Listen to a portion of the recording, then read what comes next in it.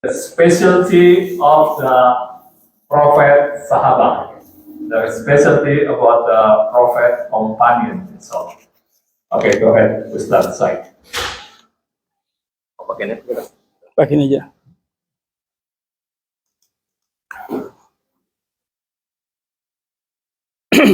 Bismillahirrahmanirrahim. Assalamualaikum warahmatullahi wabarakatuh.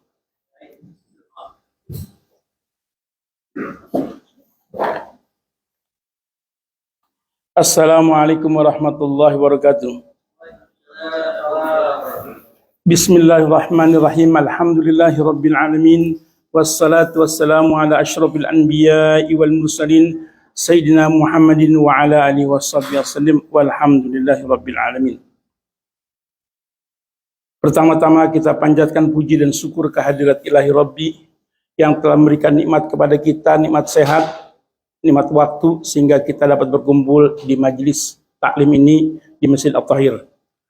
Yang kedua juga kita tidak lupa senantiasa bersalawat kepada junjungan kita Nabi besar Muhammad sallallahu alaihi wasallam yang membawa agama yang hak untuk kebahagiaan kita dunia dan akhirat. Para jamaah sekalian yang budiman, saya sudah sampaikan bahwa topik pada hari malam ini adalah tentang keutamaan para sahabat Rasul. Pertama-tama kita juga ingin mengetahui definisi tentang sahabat. Sahabat Rasul adalah mereka yang bertemu dengan Rasul, kemudian beriman dan wafat dalam keadaan Islam. Sedangkan mereka yang hidup bersama Rasul, melihat Rasul tapi mereka tidak beriman, itu adalah bukan sahabat. Dan kita juga sering menyebutkan bahwa sahabat Rasul Sallallahu Alaihi Wasallam selalu disebutkan dengan disilakan dengan radhiyallahu anhum, artinya mendapatkan gelar para sahabat Nabi adalah radhiyallahu anhum. Semoga Allah senantiasa meridhoi mereka ataupun Allah pasti meridhoi mereka. Lain halnya dengan orang-orang yang selain daripada sahabat. Tentunya setelah sahabat Nabi, kemudian pada generasi berikutnya adalah generasi tabi'in. Setelah generasi tabi'in, generasi yang ketiga ada tabi'in. Dalam hadis dikatakan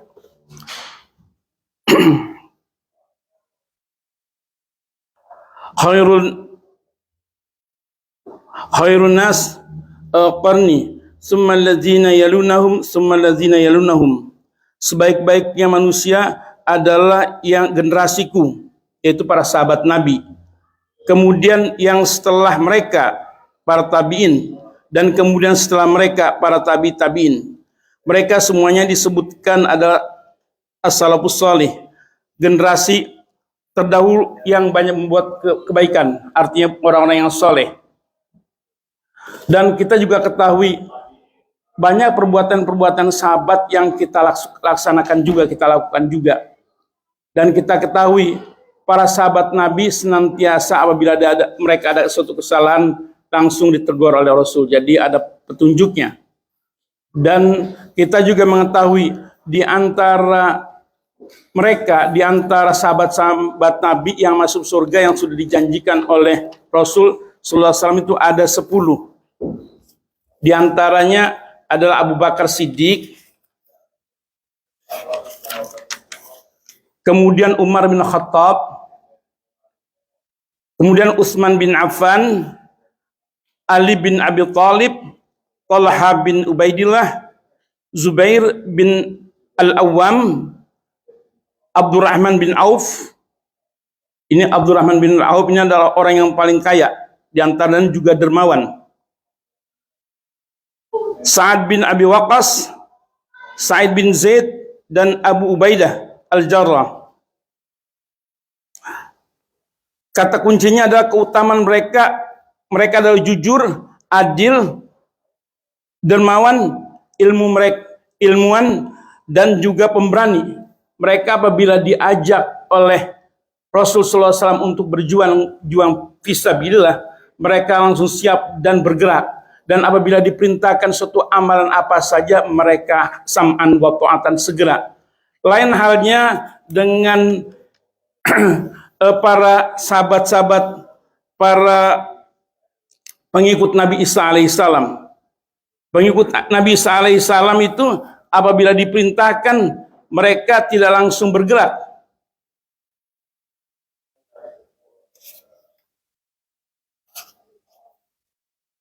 Seperti contohnya dalam Al-Quran disebutkan ada 70 pilihan dari pengikut Bani Israel, pengikut orang Bani Israel yang adalah pengikut Nabi Musa alaihissalam. Mereka ada orang pilihan. Ketika Nabi Musa alaihissalam memerintahkan mereka untuk berjuang untuk masuk ke negeri Palestina, apa dia katakan? Pergilah kamu dan saya ada di sini saja. Itu ada dalam ayat dalam Al-Qur'anul Karim. Saya lupa sebutkan di sini namanya nih. Astagfirullahaladzim. Ada dalam ayat Al-Quran disebutkan bahwa mereka diharuskan untuk masuk ke negeri Palestina, tapi mereka tidak mengikuti. Bahkan itu adalah mereka ada sekitar 70 orang. Lain halnya dengan para sahabat Nabi. Para sahabat Nabi adalah apabila diperintahkan mereka langsung bergerak dan berjalan, melaksanakan apa yang diperintahkan oleh Rasulullah SAW. Juga kita ketahui banyak perbuatan-perbuatan sahabat yang juga kita bisa ambil contohnya. Di antaranya misalnya kan ketika menjelang Idul Fitri ataupun Idul Adha, antara satu dengan yang lain selalu menyebutkan Id Mubarak ataupun Taqabbalallahu minna wa minkum. Antara satu dengan yang lain. Jadi kalau kita biasanya kan kadang-kadang mohon maaf, tapi kita tidak mendoakan. Kalau mereka itu mendoakan antara satu dengan yang lain. Taqabbalallahu minna wa minkum taqabbal ya karim. Dan juga mereka senantiasa apabila mereka melaksanakan sholat itu betul-betul khusyuk. Dan ketika mereka sedang saf, sedang berdiri di barisan, mereka itu tidak ada yang bercanda antara satu dengan yang lain. Mereka betul-betul sungguh serius mereka ketika sholat.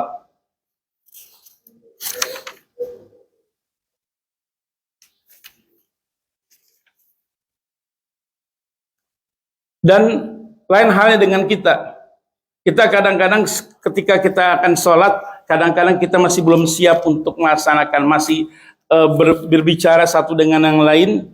Kadang-kadang kita juga kurang khusyuk. Bahkan banyak kita dapati orang-orang yang sholat ini banyak kesalahan-kesalahan yang tidak mau, mereka itu tidak mau bertanya. Salah satu contoh misalnya kan tuma'ninah. Itu tuma'ninah adalah bagian daripada rukun sholat. Jadi ketika kita berdiri, ketika kita sujud ataupun ketika kita i'tidal itu betul-betul harus setiap dari satu gerakan kepada gerakan yang lain itu harus betul-betul tuma'ninah. Jadi jangan terburu-buru. Bahkan yang lebih parah lagi ketika salam. Kadang-kadang ada yang mengucapkan assalamualaikum, assalamualaikum. Sebetulnya salam itu adalah merupakan rukun daripada rukun qauliyah. Artinya ucapan. Jadi ketika kita mengucapkan ucapan salam itu bukan assalamualaikum, assalamualaikum. Karena apa? Karena kalau kita tidak betul di dalam rukun sholat, saya ulangi lagi, ketika kita tidak betul dalam rukun sholat, maka sholat kita itu batal. Jadi apa yang harus kita lakukan? Lamnya panjang, assalamualaikum warahmatullah. Bukan assalamualaikum, assalamualaikum. Karena apa? Karena kita masih masih diberatkan dengan urusan-urusan yang lain. Artinya setelah salam kita harus jalan, artinya kita harus pergi. Kita masih belum bisa menikmati bagaimana yang namanya sholat yang sebenarnya, ataupun bagaimana kita bisa menikmati sholat ataupun menikmati ibadat dengan penuh khusyuk dan kenikmatan. Seperti dikatakan inna fid dunya la jannah man lam yadkhuluha la yadkhulu fil akhirah.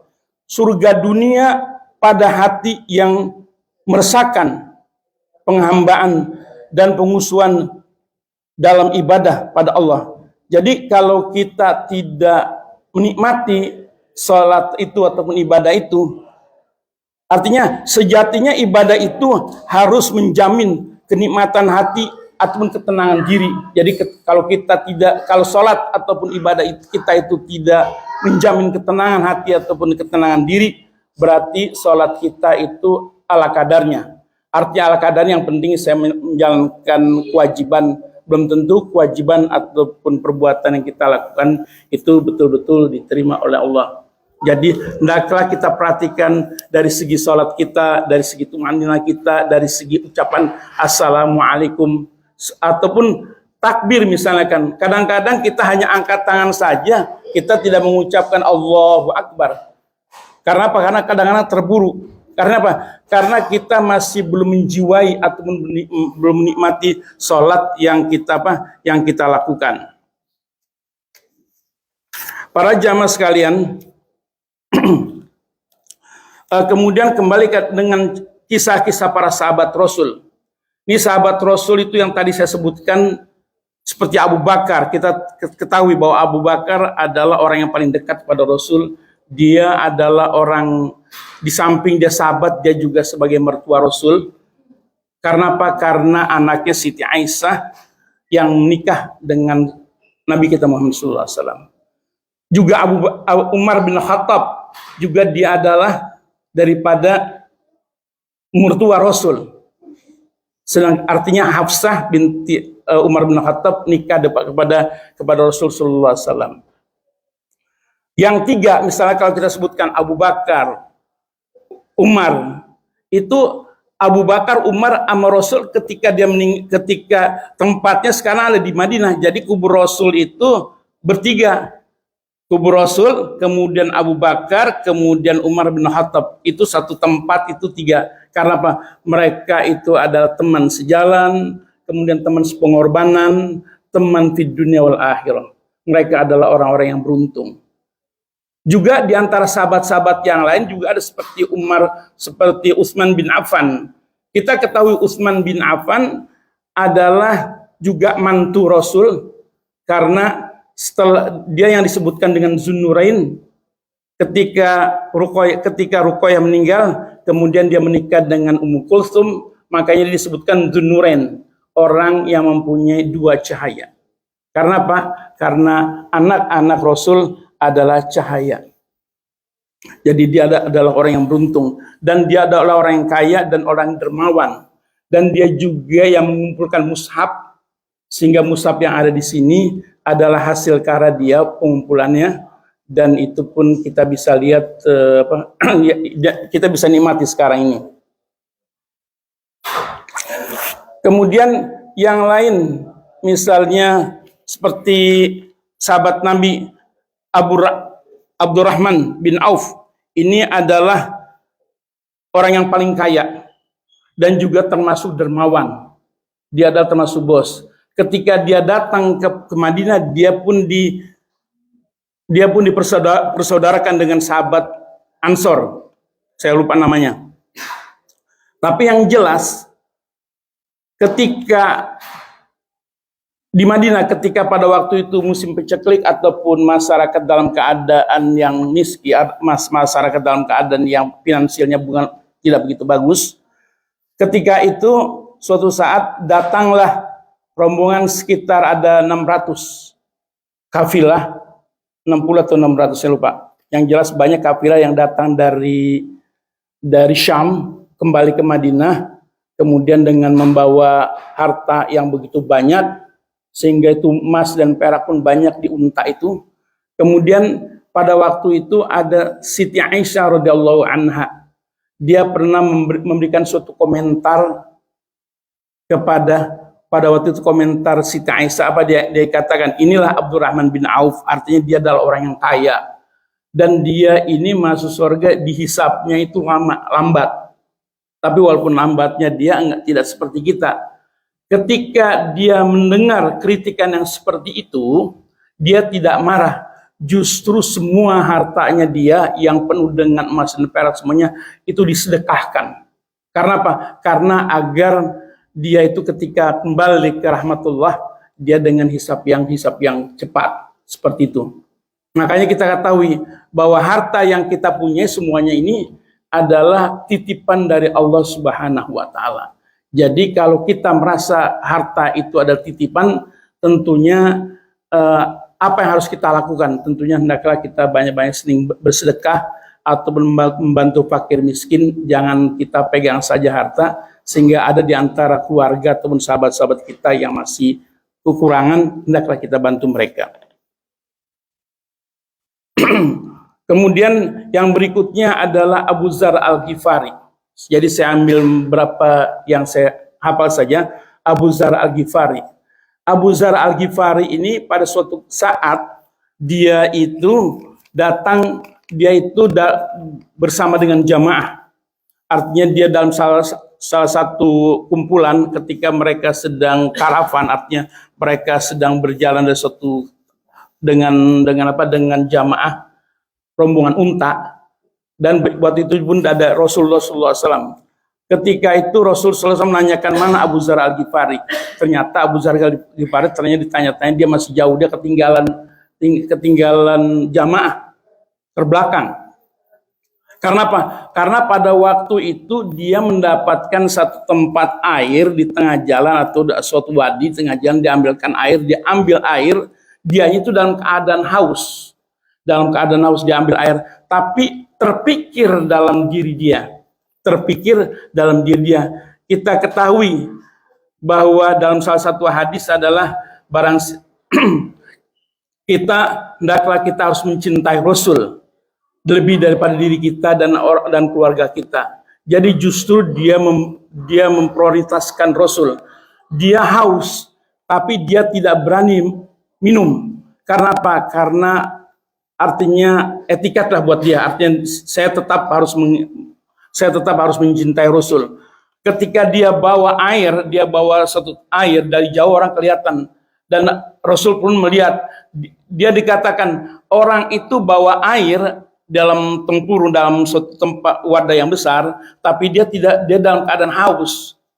Lalu begitu diserahkan oleh Rasul, dia katakan saya lebih baik saya minum.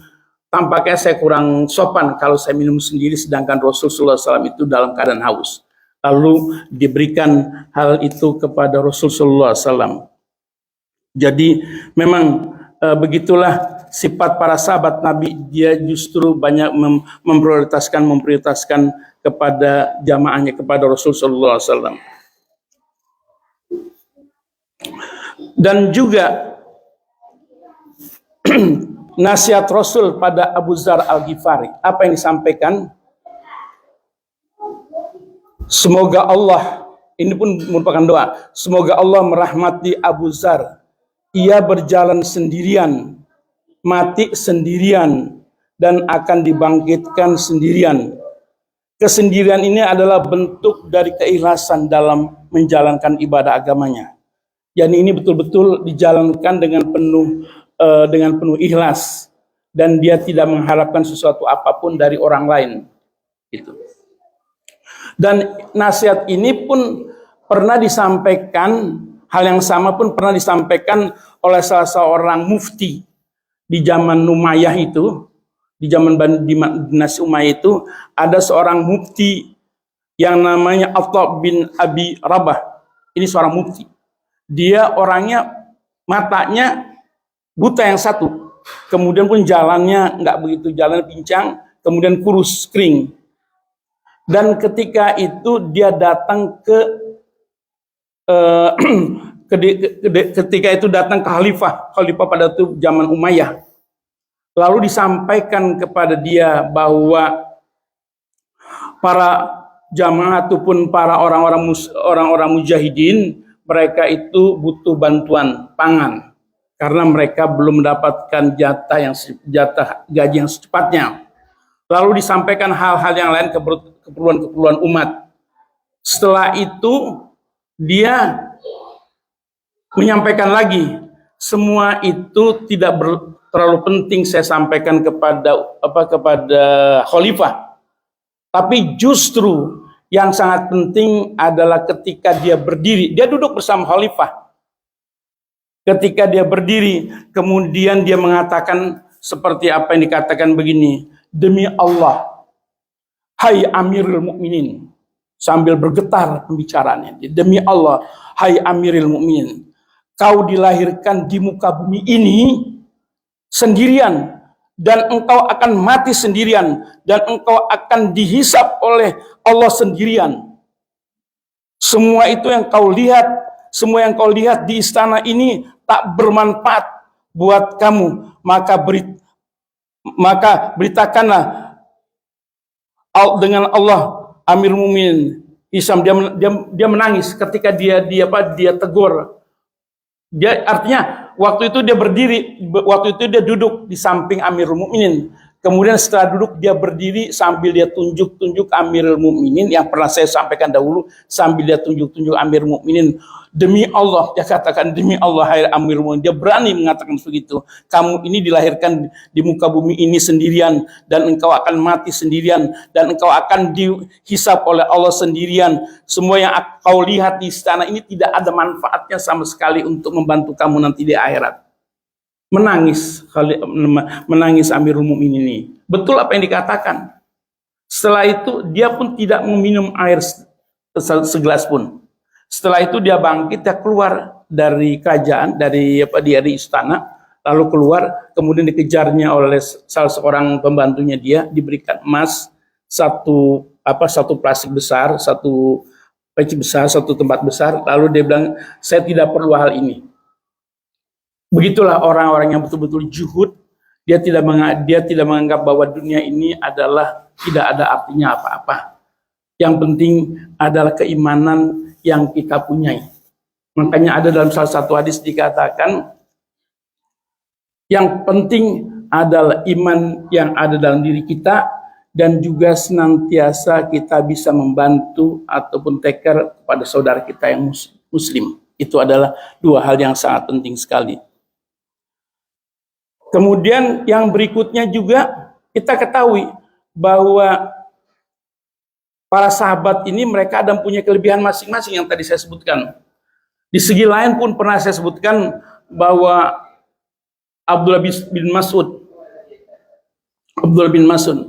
ketika Rasulullah SAW menyuruh dia untuk membaca Al-Quranul Karim, pada waktu itu surat An-Nisa kalau salah, pada ayat yang keempat. Jadi Rasulullah SAW menyuruh kepada Abdullah bin Mas'ud untuk membacakan Al-Quran. Kemudian dia segan, ya Rasulullah, Al-Quran kan diturunkan kepadamu, ya kan, engkau dah yang layak untuk membacanya.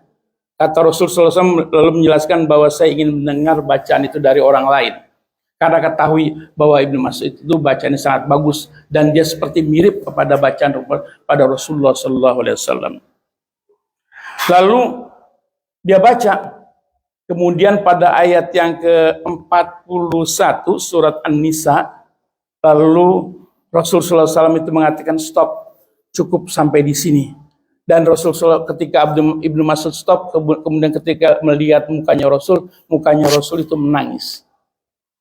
Jadi apa? Dia merasakan begitu berat ataupun begitu besar tanggung jawab saya nanti di akhirat. Ternyata tanggung jawab saya di akhirat, artinya dia merasa bahwa dia merupakan dia akan menghadapi satu tanggung jawab yang begitu besar di sisi Allah nanti. Dan kita ketahui bahwa kita mengharapkan daripada Allah Subhanahu wa taala, kita mengharapkan dari sisi Rasulullah SAW, kita akan memohon syafaat kepada Rasul. Sebab itu kita dianjurkan untuk banyak-banyak berselawat kepada Rasulullah SAW. Karena apa? Karena barang siapa yang banyak berselawat kepada Rasul, semua amalan-amalan ibadah kita boleh jadi diterima atau tidak. Tapi kalau yang namanya salawat, itu baik dari orang fasik pun Allah terima ucapan salawat. Karena apa? Karena salawat adalah berhubungan kepada Rasul, berhubungan kepada kecintaan Allah kepada seorang hamba, yaitu Rasulullah SAW sendiri. Jadi kalau kita banyak berselawat, kita harapkan kita akan mendapatkan syafaat nanti di hari kiamat. Yang lalu pun pernah saya sebutkan, kita ketika misalkan azan dikumandangkan, kemudian kita juga dianjurkan untuk setelah azan selesai, kita pun dianjurkan untuk membaca doa. Allahumma rabb hadhihi da'wati tammah was salatul qa'imah ati Muhammadan nusilatul fadilah wad darajatul 'aliyatul rafi'ah wa ba'su maqamul ladzi wa'ata. Itu pun doa. Jadi doa ini kata Rasul, orang tersebut yang baca doa ini halat syafaati yaumil qiyamah. Orang itu berhak untuk mendapatkan syafaatku nanti di hari kiamat. Tapi hadis-hadis ini tidak banyak ataupun tidak banyak kita respon. Yang kadang-kadang kita sibuk dengan urusan yang lain. Tapi ketika saat-saat yang begitu penting sekali kita lewatkan. Bahkan azan pun ketika azan dikumandangkan kita masih sibuk bicara ke sana dan kemari. Apa yang diperintahkan oleh Rasul ketika azan dikumandangkan, hendaklah kita ikuti muazin. Allahu Akbar, kita pun mengikuti Allahu Akbar. Kemudian hayya 'alas shalah, kita ucapkan la haula wala quwata illa billah. Itulah ajaran-ajaran yang disampaikan oleh Rasul. Makanya saya sebutkan tadi dari awal, hendaklah ibadah yang kita jalankan ini betul-betul mempengaruhi atau betul-betul bisa menjamin ketenangan ataupun ketenangan batin kita. Dan juga ketika kita masuk ke masjid, yang dulu saya pernah sebutkan, ketika kita masuk ke masjid, kita pun dianjurkan oleh Rasul sallallahu alaihi wasallam untuk membaca Allahumma ftahli abwaaba rahmatik. Allahumma ftahli abwaaba rahmatik. Apa yang kita harapkan di situ adalah kita mengharapkan rahmat dari Allah, pintu-pintu rahmat dari Allah. Abwaabu rahmatik, bukan satu, banyak. Dan juga kalau kita perhatikan para sahabat Nabi ini, mereka senantiasa mengikuti apa yang disampaikan oleh Rasul. Dan ketika misalnya Al-Quran diturunkan oleh Rasul, kemudian Rasul menyampaikan kepada para sahabat, dan para sahabat pada waktu itu mereka menghafal. Dan ada di antaranya mereka yang menulis di pelepah kurma. Dan kebanyakan mereka itu menghafal sambil memahami maknanya dan mempraktikkan. Memahami maknanya dan praktikkan. Jadi kalau kita di sini kita baca Al-Quran, memang kita diperintahkan oleh baca Al-Quran. Kita baca Al-Quran, ada juga yang kalau kita paham, alhamdulillah, ketika melewati ayat-ayat misalkan surga, kita mengharapkan rahmat Allah agar kita dimasukkan dalam surga. Ketika kita membacakan ayatul yang tentang azab, tentang hukuman, kita juga memohon kepada Allah agar kita dibebaskan daripada hukuman. Makanya dalam surat Al-Baqarah tuh ayat yang terakhir, doa daripada orang yang beriman adalah Rabbana la tu'akhizna in nasina aw akhtana. Rabbana la tu'akhizna in nasina aw akhtana. Artinya, ya Allah, janganlah engkau hukum aku apabila aku lupa ataupun apabila aku salah. Itu urutannya itu panjang sana. Jadi kalau misalnya memang sebaiknya kalau kita amalkan daripada dua ayat yang terakhir daripada surat Al-Baqarah, itu dikatakan lakafa, mencukupi kita, artinya senantiasa kita dikategorikan orang-orang yang mengingat kepada Allah Subhanahu wa taala. Para jamaah sekalian yang budiman.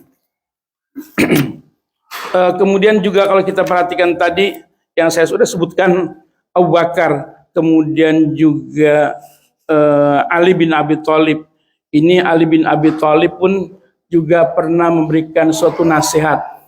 Nasihatnya pun bagus juga.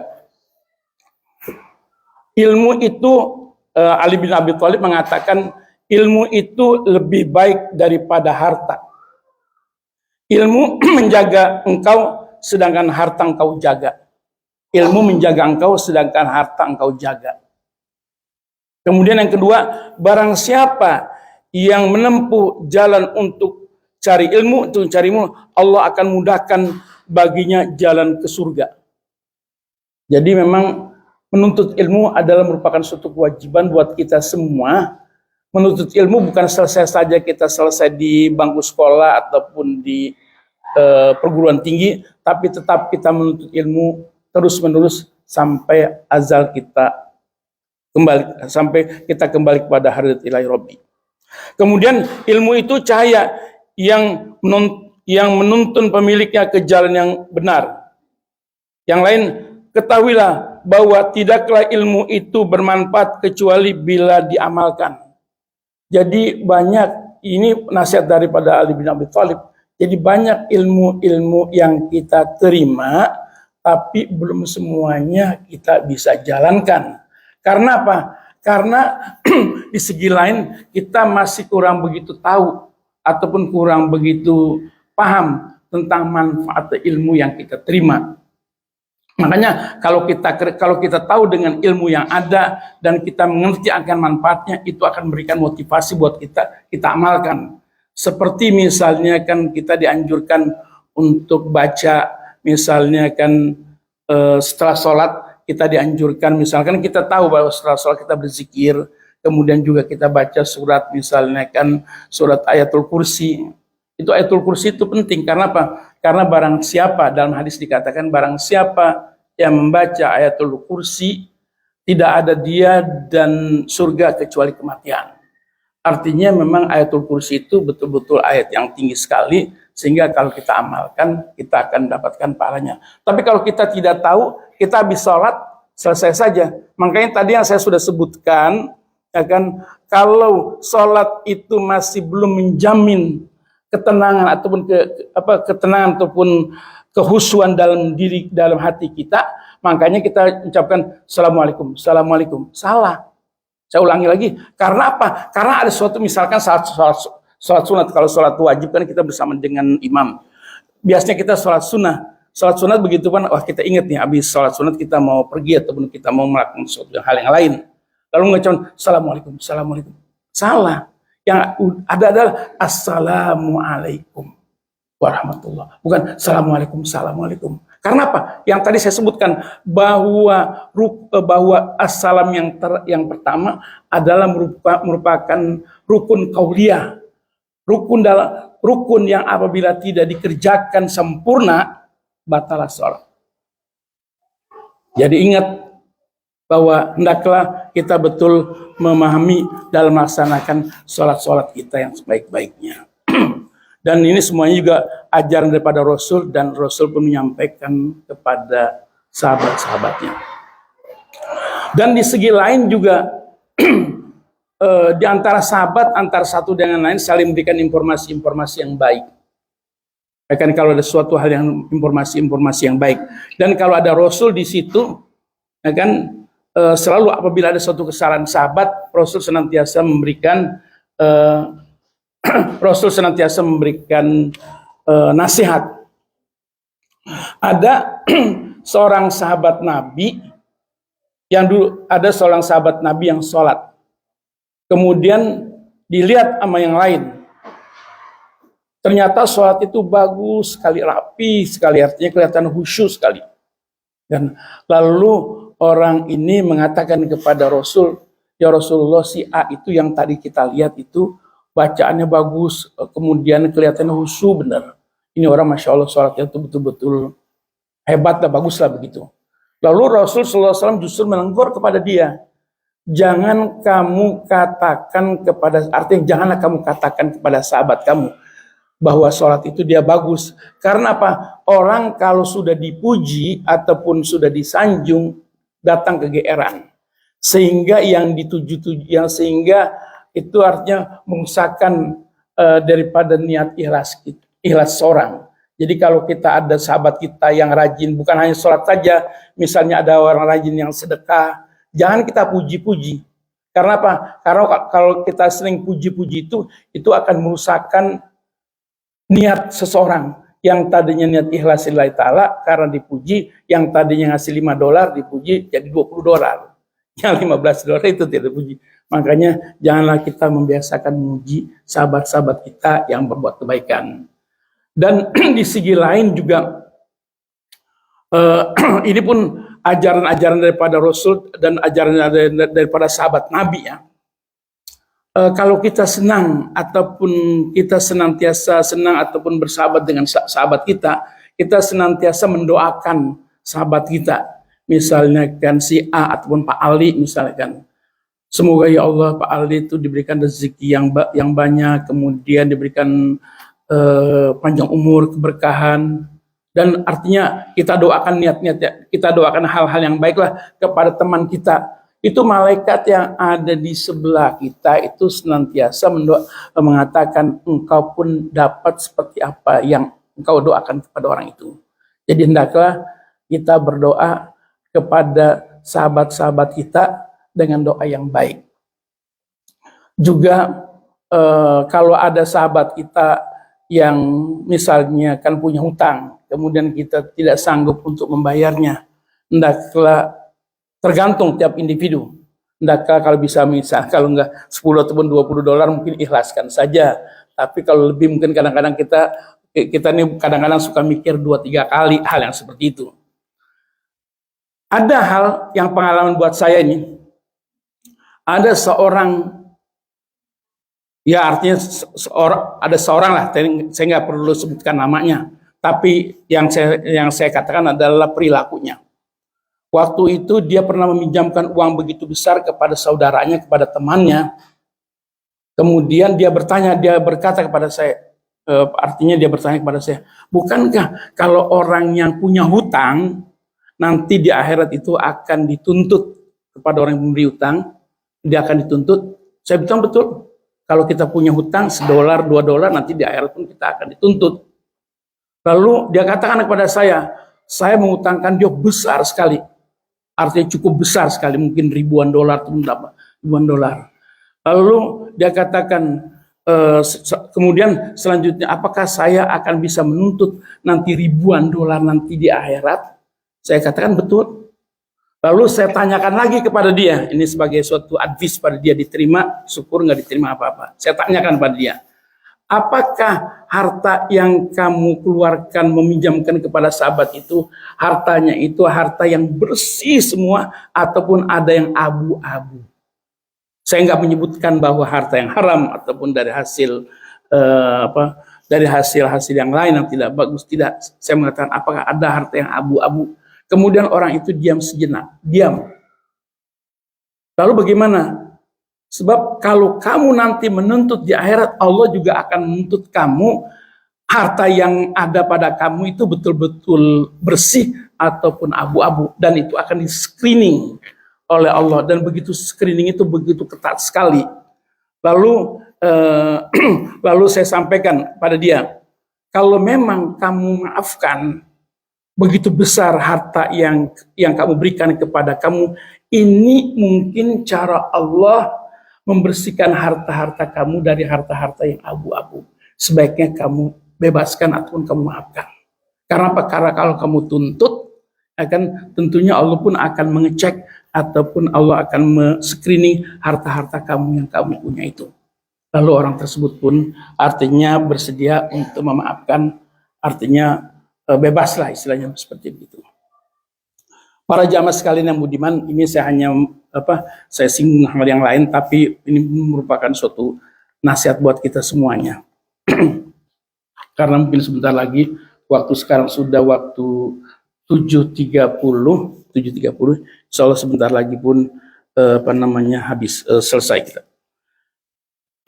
Kemudian nasihat kepada Ali bin Abi Thalib pun yang disampaikan berikutnya, ketahuilah bahwa tidaklah ilmu itu bermanfaat kecuali bila diamalkan, seperti tadi yang saya sebutkan. Lalu disampaikan juga, harta akan habis, tetapi ilmu akan ada. Ilmu yang disampaikan ataupun ilmu yang diamalkan itu akan menjadikan amal jariah. Jadi kalau kita mengajarkan sesuatu kepada orang lain, kemudian orang lain itu mengamalkan apa yang kita sampaikan, kita akan dapatkan yang namanya amal jariah, dan itu akan kita terima nanti di akhirat. Jadi hendaklah kita menyampaikan sesuatu kepada siapa saja dengan penuh ikhlas tanpa ada pamrih. Dan mudah-mudahan kita semuanya digolongkan kepada orang-orang yang senantiasa melaksanakan ibadat ini dengan penuh khusyuk, dengan penuh ikhlas lillahi ta'ala. Tidak ada hal-hal yang lain yang kita bisa hal-hal yang lain yang kita punya, artinya mempunyai niat-niat yang lain seperti itu. Dan yang terakhir di sini juga saya sampaikan kembali lagi kepada para jamaah, yang terutama jamaah kita yang dekat dari Masjid At-Thahir ini, hendaklah senantiasa datang ke masjid, terutama sholat subuh. Ya sholat-sholat yang lain juga silakan, biasakan masjid kan banyak. Tapi sholat subuh ini kita masih satu baris saja, kadang-kadang satu baris setengah. Kalau kita tahu manfaat daripada datangnya kita ke masjid, ya kan, apa yang pernah disabdakan oleh Rasulullah SAW, ya Allah berkahilah umatku di pagi hari. Berkah itu bermacam-macam. Yang namanya keberkahan adalah ketenangan dalam diri kita. Keberkahan adalah yang senantiasa kita ikhlas dalam menjalankan ibadah dan banyak hal yang lain. Jadi hendaklah kita ambil hal yang seperti itu. Kita tahu bahwa rugi sekali rumah kita dekat tapi kita tidak datang ke masjid. Kan? Jadi hendaklah kita senantiasa memakmurkan masjid. Dan jangan sampai masjid kita ini selalu sepi. Dan hal-hal yang lain, kalau yang namanya sholat subuh itu banyak sekali. Dari 5 sholat itu, sholat subuh justru yang menonjol. Bahkan barang siapa yang sholat isya bersama dengan sholat subuh berjamaah, itu dikategorikan dalam salah satu hadis dijelaskan bahwa orang itu seolah-olah dia mendirikan sholat semalam penuh. Apakah kita masih kurang dengan hal seperti ini? Ya kan? Dan barang siapa di segi lain juga barang siapa, setiap langkah kita menuju ke masjid pun ada bagiannya. Kemudian juga Rasulullah SAW memberikan janji, berikanlah kabar gembira kepada umatku yang datang di kegelapan untuk menuju ke masjid, bahwa mereka akan mendapatkan cahaya nanti di akhirat. Apakah kita hal ini masih kurang? Mudah-mudahan ini yang saya sampaikan yang terakhir dan bisa berkenan kepada semuanya, dan mudah-mudahan Masjid At-Thahir ini senantiasa dipenuhi dengan para jamaah kita yang dekat ataupun yang jauh. Wallahu a'lam bishawab. Untuk sampai di sini saya sampaikan, mudah-mudahan ada manfaatnya buat kita semuanya dan buat diri saya. Rabbighfir warhamhu anta khairur rahimin. Marilah kita tutup majelis taklim ini. Subhanakallahumma bihamdika asyhadu an la ilaha illa anta astaghfiruka wa atubu ilaik. Wassalamualaikum warahmatullahi wabarakatuh.